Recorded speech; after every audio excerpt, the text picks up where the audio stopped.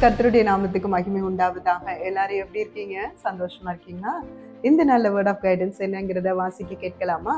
உபாகமம் 33ஆம் அதிகாரம் 23ஆம் வசனம் வாசிக்கலாம்.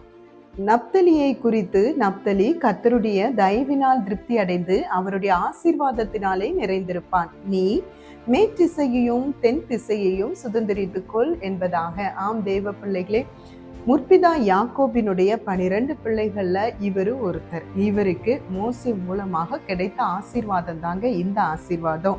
இவருக்கு பாருங்க, தேவ தயவுனால திருப்தி. எல்லாரும் நம்ம என்ன நினைக்கிறோம் அப்படின்னா, பணத்தை நல்லா சம்பாதிச்சுட்டா திருப்தியா இருக்கலாம் அப்படின்னு. ஆனா வசனம் சொல்லுது, தேவ தயவுனால தான் ஒரு மனுஷனுக்கு திருப்தி அடையுது.